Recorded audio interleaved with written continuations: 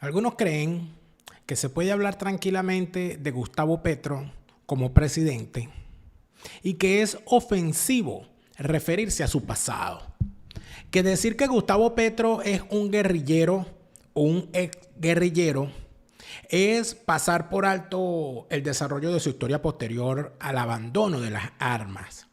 Sin embargo, el propio Gustavo Petro se encarga una, otra vez a demostrarnos que no se regeneró y que su carácter delictivo es simple y llanamente irreversible.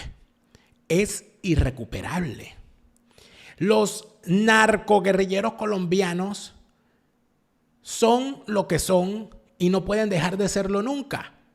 Aunque se metan a la política civil, aunque abandonen las armas, hay suficientes frases para referirse en el folclore latinoamericano a lo que ocurre con estos personajes. La cabra siempre tira pa'l monte. Perro huevero, aunque le corten la trompa.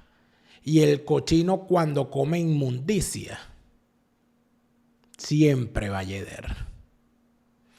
De los avatares de Gustavo Petro emprendiendo un nuevo asalto a la Corte Suprema de Justicia de Colombia, cosa a la cual está acostumbrado por su antiguo actuar en las guerrillas en los años 80. De eso vamos a hablar hoy en este Fuera de Orden en vivo, viernes 9 de febrero del año 2024. Daniel Lara Faría.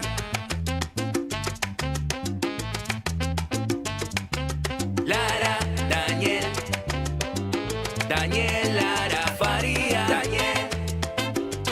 Lara Faría. Fuera de Orden, crónica de la desgracia nacional e internacional, plomería informativa, criminología y criminalística politiquera, porque al mando de este trastornado mundo lo que quedan son criminales. Gracias por estar de vuelta a su canal YouTube favorito de actualidad política de Venezuela, de Hispanoamérica y del mundo, pero en tu idioma. Para nosotros es sumamente importante saber que te encuentras de ese lado de la pantalla. Le agradecemos a todos los que nos hacen el inmenso honor y el privilegio de contar con el respaldo económico que nos dan a través de la plataforma Patreon para continuar con este programa y todos los contenidos de este canal. Patreon.com/DelaraF. Patreon.com/DelaraF. Es tu apoyo el que nos ayuda a seguir creando contenidos para todos. Gracias a quienes además nos siguen en las plataformas gratuitas donde seguimos haciendo el contenido gracias a los aportes económicos que nos hacen nuestros Patreons. En Facebook seguimos creciendo, nuestra página en Facebook sigue dando de qué hablar y por supuesto sigue contribuyendo con el debate de las ideas necesarias para llegar a nuestras propias opiniones. Gracias por darle me gusta a nuestra página en Facebook. Gracias por activar las notificaciones en nuestro canal en YouTube para saber cuándo estamos en vivo y cuándo estamos estrenando. Como todos los días te saluda Daniel Lara Farías, plomero informativo, enemigo de todos, repitiéndote lo de siempre. La fase superior de la izquierda es el crimen. Si los dejas entrar, no los verás salir. Y te robarán desde la forma de caminar hasta el agua de los floreros. Para muestra, un petrobotón. Y seguimos. Gracias por estar de vuelta. Estamos en vivo cuando son las 5:34 de la tarde de este lado del Atlántico. 12:34 del mediodía en Venezuela, 11:34 de la mañana en Miami. Gracias a quienes nos ven desde la capital del Imperio Británico, los que están en Londres, los que nos ven en Londres y nos ven en Escocia. Nos ven cuando son allá las 4:34 de la tarde, al igual que quienes nos ven desde las Islas Canarias. Saludos a todos ellos. Gracias por estar con nosotros. Y gracias por toda la atención que ha recibido la participación que tuve el día de ayer en el canal DW en español, Deutsche Welle, en su señal en español, donde fui invitado a compartir en el programa A Fondo sobre el tema de la guerra en Ucrania. Y tuvimos allí un interesantísimo debate que ha dado bastante de qué hablar con dos invitadas conocedoras del asunto y cuyas posiciones en mi opinión, llaman, por supuesto, al debate de las ideas. Fue para mí una gran satisfacción estar de regreso a la Deutsche Welle y, por supuesto, de participar de ese debate. Y quienes no han visto el programa, les invito a ir a la página, al canal YouTube de DW en español, donde se encuentra esta conversación que hemos tenido con los contertulianos en el programa A Fondo. Por esa razón, no estuvimos en vivo ayer, porque la grabación era a la misma hora que acostumbramos a hacer este programa en vivo. Regresamos hoy, cuando estamos ya arrancando el viernes o el fin de semana largo. Viene carnaval, vienen las fiestas carnestolendas. Las carnestolendas son las que ha desatado Gustavo Petro. Un saludo a todos los que nos ven desde Colombia, todos los que nos ven desde los distintos puntos de Colombia. Tenemos mucha audiencia en Colombia y nos lo hacen saber a través de sus comentarios y a través de su sintonía. Y por supuesto que estamos completamente al tanto de la preocupación que genera el tema actualmente en Colombia y todo lo que significa para los colombianos estar sumergidos en una vorágine política que no parece tener fin, con una clase política dispuesta a mantener al país permanentemente crispado sin llegar a las necesarias reformas que exige la sociedad, que sí hay unas reformas necesarias y que lamentablemente Gustavo Petro se ha convertido en lo que se convierten siempre los militantes del socialismo del siglo XXI, en falsos profetas, diciendo interpretar la voluntad de la sociedad. Se convierten simple y llanamente en aceleradores de los males existentes y creadores de males nuevos. Eso ya se vivió en Venezuela, eso ya se vivió en Ecuador, eso ya se vivió en Bolivia, eso ya se está viviendo en México, eso ya se está viviendo en España. Y los colombianos, por supuesto, como la gran mayoría de los previamente citados, pensaban que ellos eran distintos, que Petro no era lo mismo que Chávez, no era lo mismo que Correa, no era lo mismo que Zapatero, no era lo mismo que López Obrador, no era lo mismo que los Kirchner, no era lo mismo que Evo Morales, no era lo mismo que Daniel Ortega, que era otra cosa, y que, por supuesto, esa otra cosa iba a ser distinta porque Colombia es distinta. Y es aquí donde se cae en el gran error que cometemos en Hispanoamérica con el tema del socialismo del siglo XXI. En Hispanoamérica y en el mundo se comete el mismo error con este tema del socialismo del siglo XXI. Lo decía ayer en el programa que hicimos sobre López Obrador. Amigos, no se trata de que se va a aplicar a rajatabla la receta chavista. No es que vas a trasladar todo lo que hizo Chávez y el chavismo en el mismo orden y lo vas a aplicar a rajatabla. No se trata de eso. No es eso lo que hace el socialismo del siglo XXI. Por eso que cuando dicen, bueno, pero es que Colombia no es Venezuela y Petro no es Chávez, sí, nadie está diciendo lo contrario.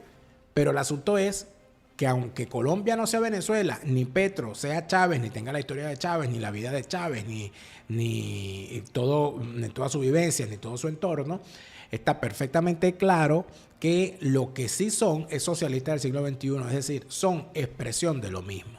¿Y qué hace el socialismo del siglo XXI? Que es como ellos lo andaban a llamar. Se comporta como el COVID.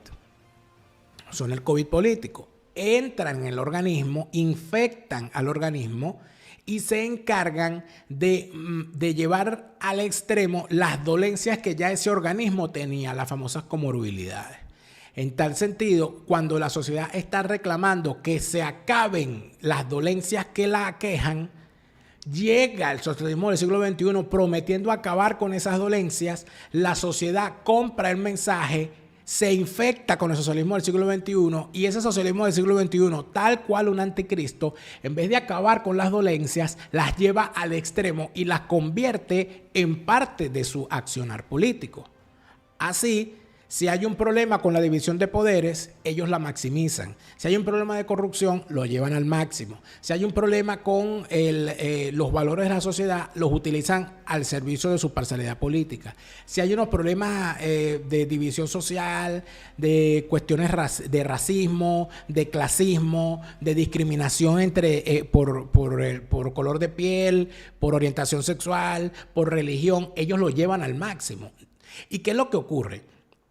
Toda sociedad tiene situaciones de orden interno que parten de esa cosa infame que tenemos los seres humanos de la discriminación. En todas las sociedades se discrimina, pero una sociedad responsable lo que busca es disminuir el peso de la discriminación sobre el quehacer diario, cotidiano de esa sociedad.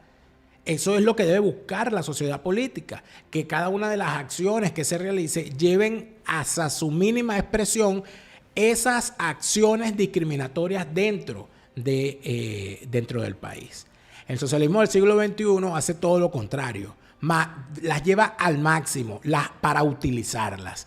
Y de forma tal que si hay un componente de racismo en la sociedad, en vez de buscar las fórmulas necesarias para eliminar ese racismo, buscan que el poco racismo que hay se utilice como bandera política. Y entonces, como discriminan a los negros, entonces ahora los negros son reivindicados y van a ser los nuevos dueños del país y basta de los blancos discriminadores. ¿Y eso qué termina ocurriendo? ¿Qué termina causando eso? Que ni eliminas el racismo, sino que creas un problema nuevo. Creas el supremacismo. Eso lo hemos visto, lo vimos en Ecuador y en Bolivia con el tema de la discriminación a los ciudadanos de origen indígena. Entonces se cambia la discriminación por origen indígena en supremacismo indígena. Eso lo vimos en Venezuela con la creación de un problema de los afrodescendientes y todo aquello, y dejando de lado el grave problema que sí tenemos en Venezuela, que es el clasismo. En Venezuela, por ser un país mestizo, el tema del racismo se convirtió prácticamente en una tontería, porque como decía Luis Beltrán Prieto Figueroa, en Venezuela el que no tira flecha toca tambor. Entonces nadie podía señalarte de negro o de blanco o de gris o de indio o tal cosa, porque el mestizaje había acabado ya con todo eso. Pero lo que sí hay en Venezuela es un clasismo. Lo que sí hay en Venezuela es un tema. Yo eso lo narré, por cierto, parte de eso lo narré en mi libro Fiesta con Piñata, donde está el gran problema de que una persona es definida en función del colegio en el que estudia, de la ciudad de la que viene, de la zona en la que vive o de la región en la que nació. Entonces, los del este de Caracas y los del oeste de Caracas. Ay, este es el 23 de enero. Ah, tú eres de La Guaira, entonces tú bailas tambor. Ay, no, cuidado, porque este es del Valle. Ay, no. Ella es una cifrina, porque la discriminación es de dos vías. No es nada más que le diga que el uso de la palabra tierrúo, es el uso de la palabra cifrino. No es nada más el uso del negro, es el uso del catire. Es decir, si nosotros nos revisamos en Venezuela la cantidad de expresiones discriminatorias que tenemos por origen social, es una cosa terrible. ¿Y en Colombia qué pasa? Porque estamos hablando de Colombia. Tenemos el gran tema de que Gustavo Petro fue un guerrillero, y esto es importante tenerlo en cuenta. Gustavo Petro fue guerrillero, miembro de un grupo llamado M-19, y ese grupo estuvo sirviéndole a los intereses del cartel de Medellín, de Pablo Escobar, al cual, por cierto, le regalaron la espada de Bolívar que asaltaron en donde se encontraba, en las instalaciones donde se encontraba en Bogotá. Se robaron en un asalto espectacular la espada de Bolívar y se la regalaron a Pablo Escobar. Eso ocurrió. De ese movimiento formaba parte Gustavo Petro. Entonces, la otra gran obra del M-19 fue un asalto a la Corte Suprema colombiana. En ese asalto a la Corte Suprema colombiana, lo que se dijo de forma repetida es que lo que buscaba el movimiento del M-19 era borrar una serie de expedientes que comprometían al narcotráfico. Y que por esa razón, esa toma de la Corte Suprema, que terminó siendo para liberar la toma, la acción de rescate de la Corte Suprema, ocurrieron una serie de barbaridades allí que al final eso terminó en un baño de sangre. Por supuesto, el M-19 dice que la culpa del baño de sangre fue de las fuerzas policiales. Y las fuerzas policiales dicen, bueno, pero si tú no querías un baño de sangre, ¿para qué actuaste con la fuerza? El que llega a tomar unas instalaciones por la fuerza no puede esperar que lo saquemos con serpentina. Más allá de todo eso, el asunto está en que si bien Gustavo Petro no estuvo en efecto en la toma, no estuvo en la Corte Suprema, sí estaba en el M-19 cuando ocurrió la toma. Es decir, él fue parte de un movimiento guerrillero que se lanzó al asalto del más alto tribunal de la República de Colombia. Hoy llega Gustavo Petro a la presidencia, entonces aquí hay que ponernos en contexto. En Colombia, el fiscal general de la República lo nombra la Corte Suprema de Justicia a propuesta del presidente. El presidente de la República debe mandar una terna, es decir, 3 nombres de personas que cumplan con los requisitos establecidos en la ley, currículo, graduación, experiencia, idoneidad, etc. Y esos 3 nombres que el presidente de la República se las envía a la Corte Suprema los va a revisar. Y por mayoría de los magistrados miembros de la Corte Suprema, se escoge a ese fiscal. Esto es un mecanismo que se utiliza en Colombia para garantizar que el fiscal sea una persona que actúe en nombre del Estado y no en nombre de un partido. Como la Corte Suprema se supone que tiene un poquito más de independencia, porque los nombramientos de los magistrados, si bien responden al Congreso, siempre hay como un equilibrio que nunca va a ser, que es imposible que haya equilibrio absoluto, pero por lo menos se atenúa el desequilibrio al hacerlo de esta manera. El presidente manda 3 nombres, la Corte Suprema los revisa y les dice sí o no. En el pasado, Álvaro Uribe envió una terna para que se escogiera un fiscal y la Corte Suprema le dijo que no. Le dijo que no a los 3 y le dijo no, mándame otro porque ninguno de estos 3 me gusta. Y tuvo que mandar 3. No se cayó el país, no se asaltó la Corte, no se amenazó a nadie, no se habló de golpe de Estado, nada de eso. En medio de todo esto, ¿qué es lo que ocurre? El señor manda 3 nombres. Entonces, ¿qué termina pasando? Que el actual fiscal que fue electo, porque la elección del fiscal no coincide con la elección del presidente. El actual fiscal es un fiscal que ya estaba allí cuando Petro gana la presidencia y se convierte en una persona que actúa de forma independiente e institucional en unos casos que a Petro no le gustaron. Petro intentó volarse al fiscal o intentó imponerle su posición y el fiscal se le paró firme y le dijo: usted a mí me respeta y póngase firme. Y la Corte Suprema acompañó al fiscal diciéndole: el presidente no puede darle órdenes al fiscal, y Petro se tuvo que echar para atrás. Petro se echa para atrás, ¿por qué? Porque él dice: bueno, está bien, no voy a decir nada, pero en febrero hablamos, porque en febrero tienen que coger un nuevo fiscal y ese fiscal tiene que coger lo de los que yo le mande. Basado en eso, Petro, ¿qué hace? Petro manda, ¿ok?,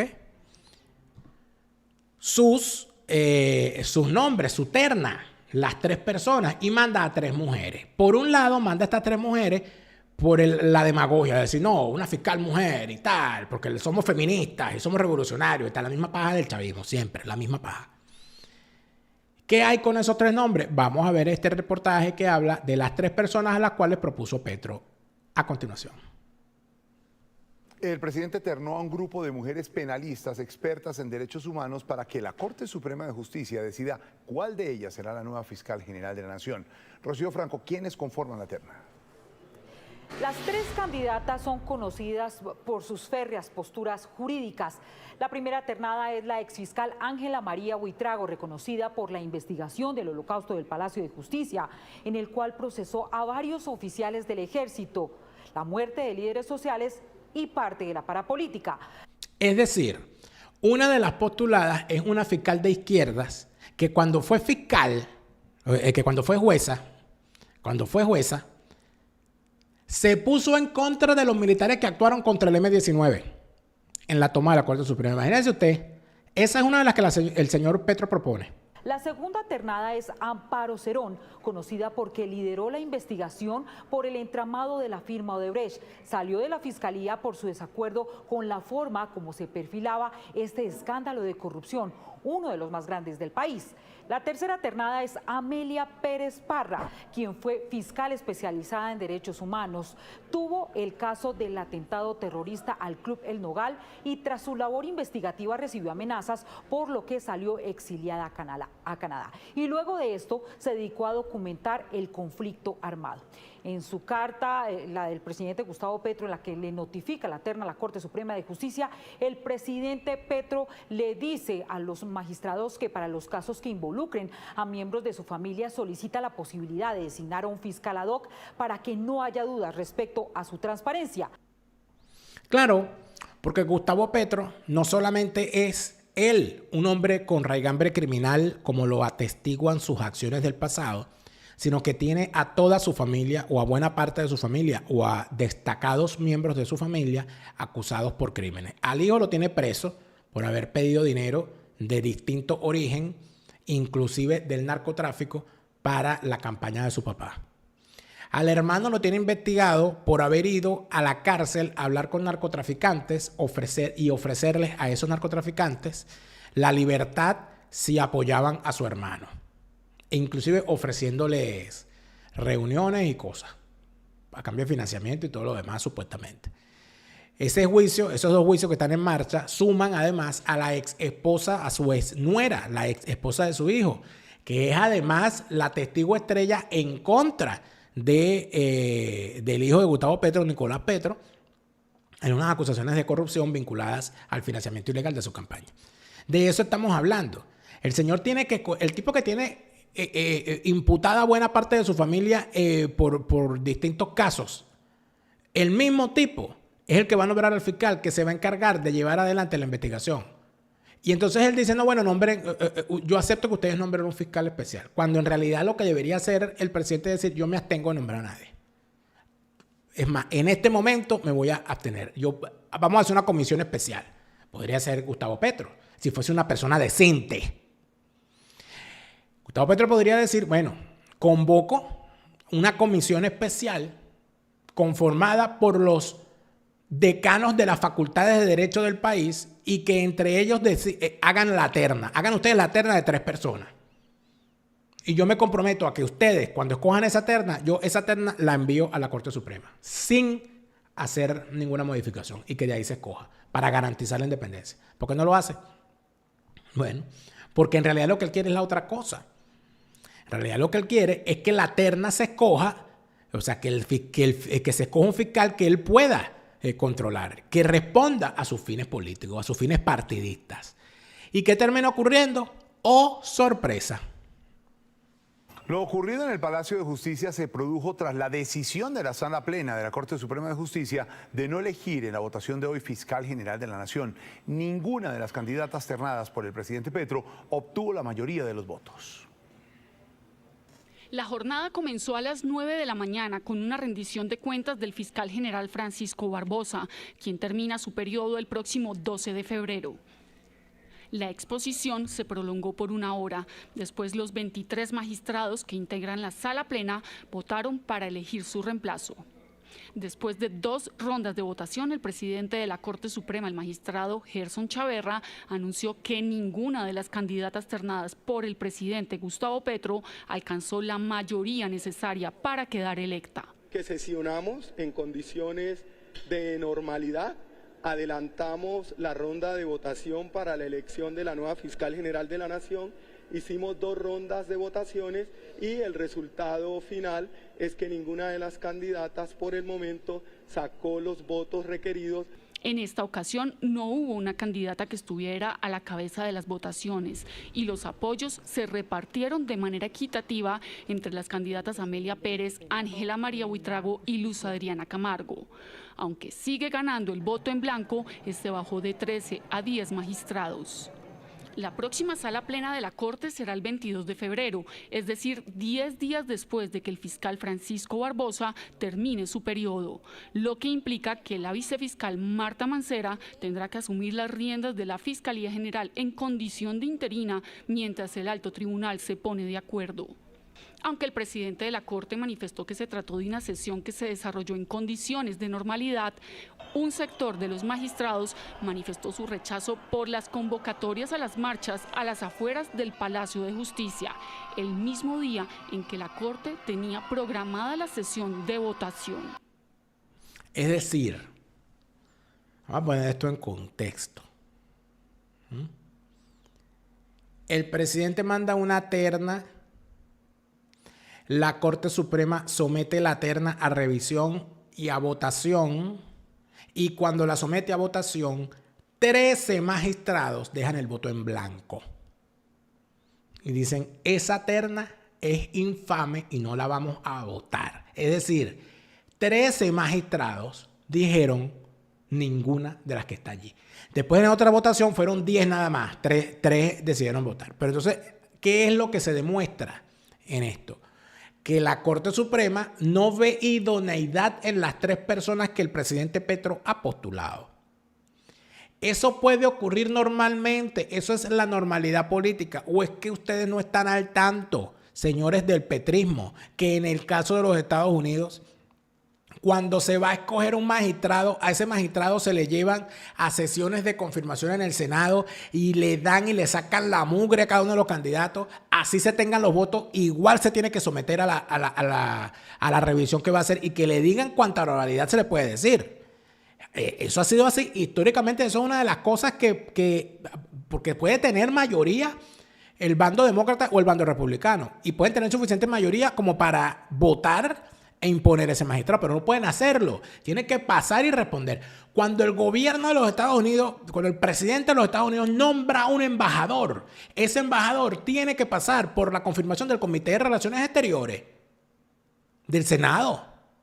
Y hasta que el Comité de Relaciones Exteriores del Senado no lo confirme, no puede ejercer su cargo. Y ha habido momentos en el que dice que no. Y el embajador o el embajador designado por el presidente tiene que ir al Comité de Relaciones Exteriores a responder todas las preguntas que le van a hacer los senadores miembros de ese comité. Esa es la normalidad republicana. Allí se tiene que responder. Y si no es idóneo, no es idóneo. Bueno, pero ¿quién determina la idoneidad? La idoneidad puede ser una cosa muy tenue, pero eso es una cosa intangible. Pero si usted tiene un mecanismo allí, evidentemente ese mecanismo será el que determinará la idoneidad o no de la persona propuesta. Bueno, pero es que ellos le tienen rabia. La vida es así, no le tocará. Le tocará en otra ocasión. Muchas veces, cuando a una persona idónea se le postula para un cargo y no es seleccionada, esa persona gana más cuando se le deja por fuera que cuando se le designa. Porque cuando lo dejan por fuera, se genera tal escándalo y tal movimiento a su favor que esa persona termina convirtiéndose en una figura de respeto y de prestigio aún mayor del que tenía cuando fue propuesto. Se han visto infinidad de casos. Infinidad de casos. En Venezuela, en los Estados Unidos, en todas partes he visto yo ese tipo de casos que postulan a la persona no la designan y esa persona se convierte, en el más alto en el caso.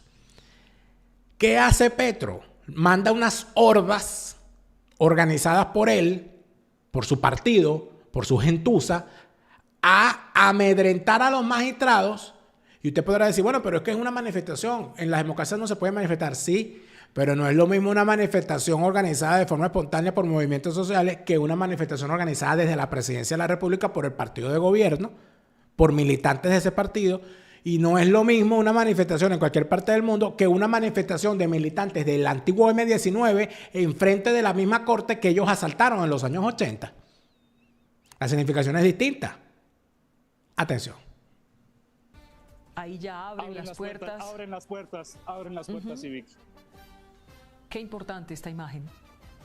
Qué importante. Y gracias al general Salamanca y a la Policía Nacional por toda esta operación que permite desbloquear. Sale la primera camioneta, Vicky. Sale la primera camioneta. Muy bien, muy bien.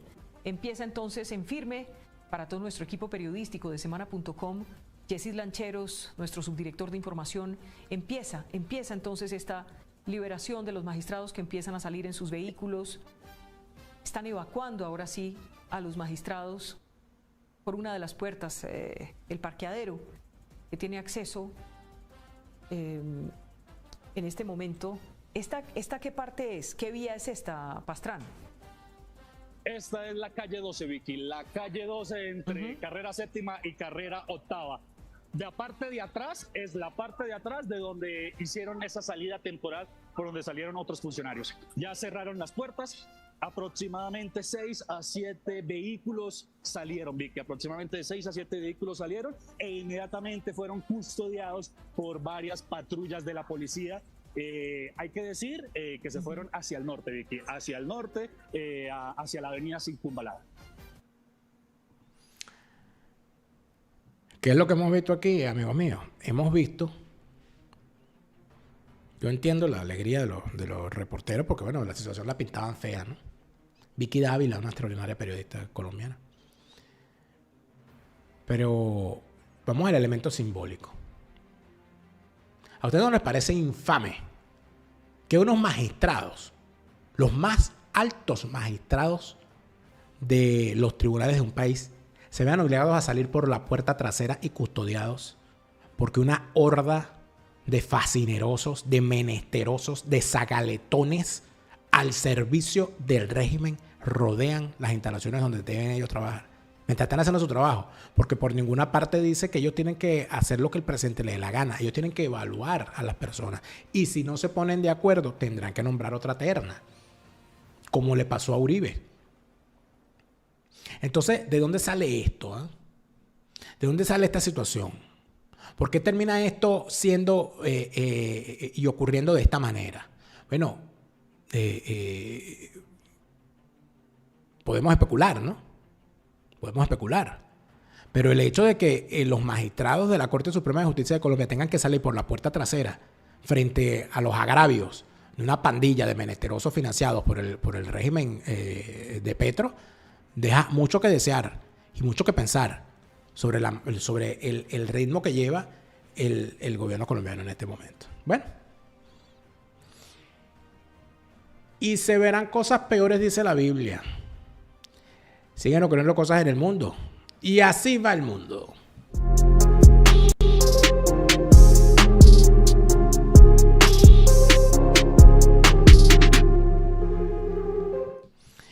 En este momento, nuestra sección Y así va el mundo llega a ustedes cortesía del bufete número 1 en materia de extranjería, migración, asilo, nacionalidad, obtención de la nacionalidad española y visas de todo tipo en España. Hispanidad, abogados y asesores.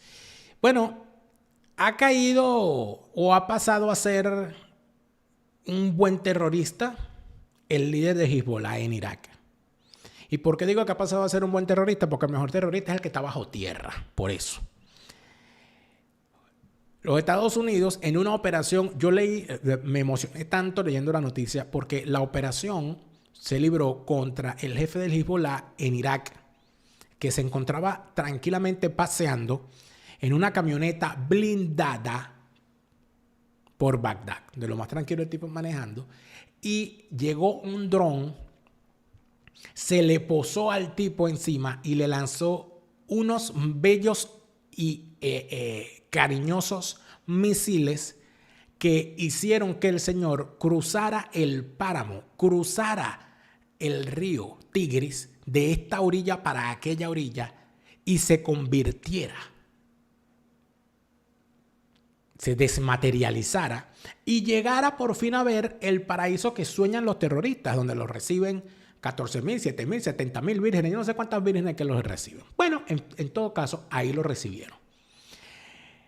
Al tipo lo borraron del mapa literalmente en una operación quirúrgica donde no hubo daños colaterales.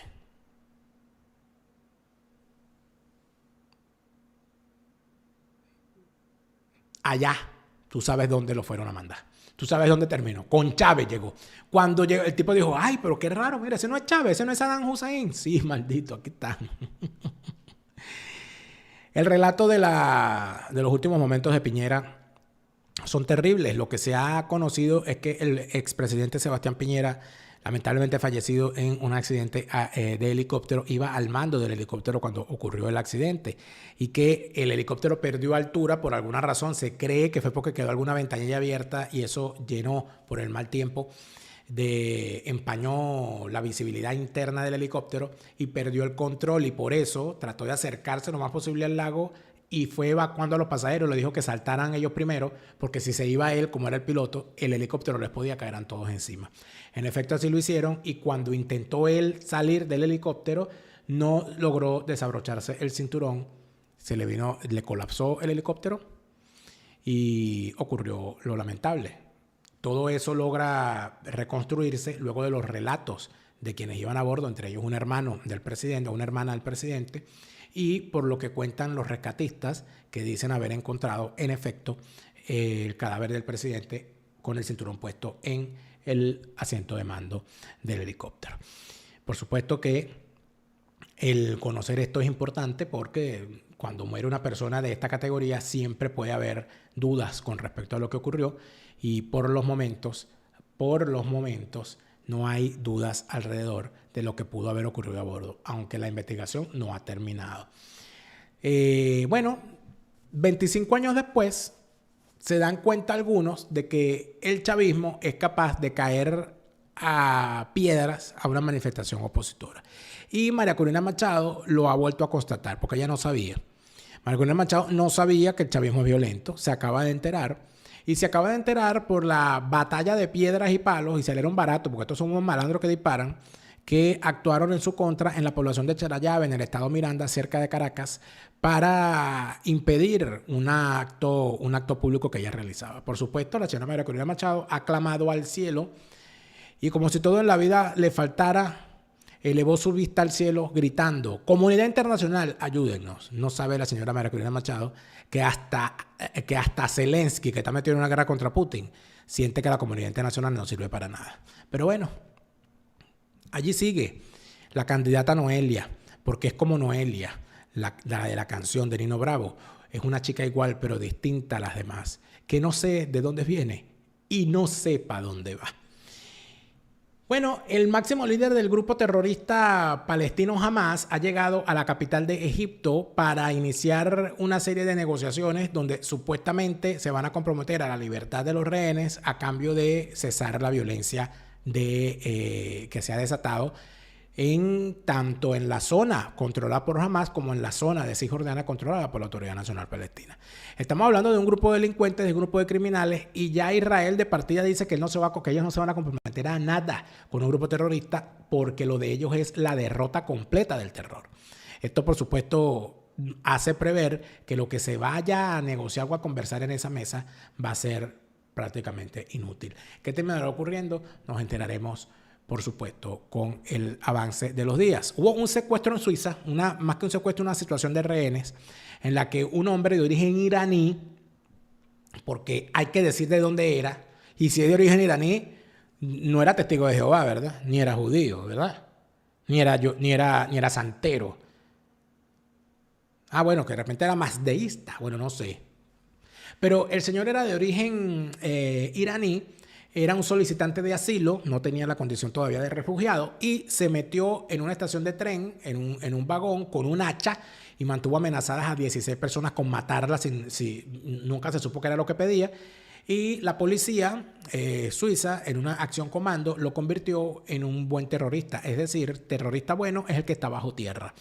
Se sigue investigando qué fue lo que pasó, qué era lo que quería el tipo y para dónde iba el asunto. Y bueno, en algún momento nos enteraremos si el señor llegó solo o alguien lo mandó. En el caso de la noticia de Gustavo Petro, el asalto contra los tribunales de Colombia, contra el alto tribunal colombiano, está en las primeras planas de la gran mayoría de los medios de habla hispana o de los medios internacionales en su sección en español. Debe decirse que el tema de rodear a la Corte Suprema le ha salido muy mal desde el punto de vista de la opinión pública a Petro, pues por ninguna parte se habla de las razones que podría tener a su favor, sino que se habla de lo bananero de la acción y, por supuesto, las comparaciones con el chavismo no se han hecho esperar. Eso es lo que podemos decir el día de hoy. Y así va el mundo, amigos. Cortesía de Hispanidad, abogados y asesores. En España hay cosas que solo un buen abogado puede resolver. Hispanidad, abogados y asesores lo sabe y por eso están allí para representarte en toda España. Hispanidad, abogados y asesores lleva tu caso de asilo de forma responsable y atenta de principio a fin con un comprobable récord exitoso en sus representaciones. Hispanidad, abogados y asesores te representa además en materia laboral, penal y te acompaña en toda la ruta legal a recorrer para la construcción de tu pequeña empresa. Hispanidad, abogados y asesores en España con todas las de la ley. Pero antes,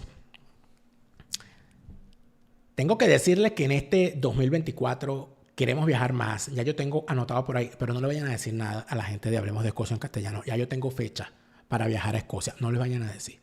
Pero pronto voy a estar en Escocia y voy a estar haciendo la degustación de whisky a las cuales va a llevar la gente de Hablemos de Escocia en castellano. Pero no le digan nada. Va a ser una sorpresa. Hablemos de Escocia en castellano. Organiza tus viajes a esa bella tierra para que conozcas, para que viajes, para que te diviertas, pero también tengas una maravillosa estadía en tu idioma y que te expliquen todo lo que hay en esa bella tierra. Hablemos de Escocia en castellano. Tu viaje a Escocia, pero en tu idioma. La vida es el mismo infierno de Carelis Bustos es otro de los libros que está puesto a la disposición de nuestra meta del 2024. Vamos a leer más porque aquí el que no lee echa vista. Así que nosotros queremos leer más y yo me estoy llenando de libros y estoy leyendo más y en cada momento el libro que tengo lo que hago es leerme un libro. Y el de Carelis Bustos, La vida es el mismo infierno, lo tengo ahí en la lista porque estoy, bueno, la lista es larga, pero de que vamos, vamos. La vida es el mismo infierno de Carelis Bustos, una trepidante historia que parece una montaña rusa. Usted se monta en esa historia y no se quiere bajar porque de verdad es como una montaña rusa. Te asusta, pero te emociona y no te quiere bajar. La vida es el mismo infierno de Carelis Bustos está a la venta a nivel mundial en Amazon. En los Estados Unidos tienes que tener una póliza de seguros. Eso todo el mundo lo sabe, pero lo que poca gente sabe es que escoger una póliza de seguros en función de su precio y no de su cobertura es el peor de los errores. La mejor póliza fue la que escogiste ayer. La segunda mejor la que compras hoy. La tercera, eso de la que vas a comprar mañana, esa es la peor. Porque mañana puede ser demasiado tarde. Tu asesor Gustavo se encarga de hacerte entender cómo comprar la mejor póliza y él te acompaña. Él es la persona que te va a llevar por el buen camino de las pólizas de seguro de los Estados Unidos. Tu asesor Gustavo, llámalo ya. ¿Tú quieres enterarte, amigo colombiano, cómo fue que destruyeron Venezuela? Olivia Sifonte te lo cuenta en el libro Destrucción de un País. Destrucción de un país para quien no es venezolano y quiere saber cómo destruyeron Venezuela. De Olivia Sifonte, Destrucción de un País para quien quiere enterarse de cómo acabaron con nuestro país. Eras muy joven para saberlo, eras muy joven para verlo. Estabas en Venezuela pero no sabías que esto estaba ocurriendo. Vivías en otro planeta y no sabías lo que pasaba en Venezuela. Olivia Sifonte te lo cuenta en su libro Destrucción de un País, a la venta a nivel mundial en Amazon. Y recuerda que en Estados Unidos están ya en temporada de impuestos. No te vuelvas loco por los impuestos porque para eso está la gente de AMBS Servicios. AMBS Servicios es la gente encargada con su equipo liderado por Jorge Rojas de ponerte al día con el pago de tus impuestos y no perder la cabeza en el proceso. La planeación económica, tu finanza, la planificación de tus finanzas personales, de tus finanzas familiares, de tus finanzas empresariales, todo eso déjaselo en manos de AMBS Servicios. AMBS Servicios en todo el territorio de los Estados Unidos. Tus impuestos sin dolores de cabeza. Bien, es evidente y claro que lo que está ocurriendo en Colombia no es más que una larga marcha suficientemente advertida de Gustavo Petro hacia la deriva chavista. Por supuesto, cuando Gustavo Petro se planta en contra de la Corte, responde diciendo que él no mandó a esa gente a protestar, sino que es una reacción espontánea del pueblo. Eso ya es algo que lo ha hecho desde siempre los maestros de estos tipos, que es Fidel Castro. Fidel Castro creó una cosa llamada los CDR, los Comités de Defensa de la Revolución, que cuando había un disidente, y lo saben los amigos cubanos que nos están viendo, saludos a toda la gente que nos ve de Cuba, cuando son exactamente las 6:10 de la tarde de este lado del Atlántico. Un saludo a todos los que nos ven desde el Caribe, particularmente a los que nos ven desde allí, desde Cuba. Y les mando un saludo especial a ustedes, los que nos ven desde Cuba, porque sé el esfuerzo que tienen que hacer para vernos por el tema del internet. Y sé también el peligro que se corre cuando se ven contenidos independientes como este. Así que saludos a todos los cubanos que siguen con su rebeldía enfrentando lo que el régimen castrista les impone, que es la ceguera frente a la verdad. Pero ustedes, amigos que están en Cuba, están perfectamente al tanto de lo que son los comités de defensa de la revolución y cómo cuando un disidente aparece en el camino, llega una horda de los comités de defensa de la revolución a hostigar a esa persona en los famosos y conocidos actos de repudio. Esos actos de repudio, el castrismo, la revolución cubana, Fidel Castro y sus secuaces han dicho siempre, no, eso no lo organiza el Estado, esos son eventos espontáneos de la población indignada porque la población es revolucionaria y reacciona de esa manera. Eso lo hacía, saludo a los que nos vienen de Panamá, lo hacía el Manuel Antonio Noriega, otro alumno aventajado de Fidel Castro, con sus famosos batallones de la dignidad. Eso lo hace Daniel Ortega igualmente. No recuerdo el nombre que le da Daniel Ortega a esos batallones. Saludos a todos los que nos ven también desde Nicaragua. Saludos a los disidentes nicaragüenses que nos ven desde todas partes del mundo y nos hacen saber su sintonía. Gracias por estar acá, porque sabemos que la batalla es la misma. La batalla es por la verdad y por la libertad. La batalla es contra el socialismo, contra la izquierda criminal. Y ustedes lo saben. En Venezuela crearon una cosa llamada los círculos bolivarianos, que fueron evolucionando con el tiempo hasta convertirse en esta cosa que es llamada hoy los colectivos. Pero se trata exactamente de lo mismo. Entonces, ¿qué es lo que ocurre? Que en Colombia está pasando lo mismo. En estos días vamos a revisar cuáles son las estructuras que Gustavo Petro ha armado. Porque Gustavo Petro ha armado unas estructuras igual que los comités de defensa de la revolución, igual que los círculos bolivarianos, igual que los batallones de la dignidad, que se les da vida propia.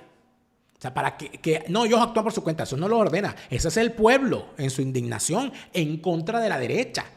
Entonces, no, ya le hemos dicho a la policía que con el respeto a los derechos humanos vaya y ponga orden y tal y no sé cuál. Y cuidado si a un policía se le ocurre responderle en los términos que se debe responder a un manifestante violento, porque si lo hace, termina juzgado. Porque de eso se trata. Bueno, como se está viendo, como se vio en Cataluña. Se está viendo ahorita. Después que la policía actuó para mantener el orden público en Cataluña ante los avances separatistas de la partida de locos estos que estaban intentando separar a Cataluña del resto de España en contra de la voluntad de todos sus habitantes, pues resulta ser que ahora Pedro Sánchez está promoviendo una amnistía para que se olviden sus delitos y todos sus actos. Amigos, son exactamente igual, actúan de la misma manera. Pero el asunto está en cómo los tratan de la otra acera. Y es aquí donde el gran temor es a que se construya un sistema con una oposición falsaria. Por eso en el siguiente segmento vamos a revisar las reacciones principales que ha habido por parte de la oposición a Gustavo Petro frente a estas acciones que no se pueden ver como una cosa anecdótica. Lo que ocurrió el día de ayer en Colombia fue sumamente grave. De eso vamos a hablar en el siguiente segmento de Fuera de Orden. Hoy viernes 9 de febrero del año 2024. Te lo repite, Lara Farías, Chávez se murió y no vuelve. No te deprimas, siente alegría. Escucha bien lo que te estoy diciendo. Te lo repite, Lara Farías, Chávez está en el infierno.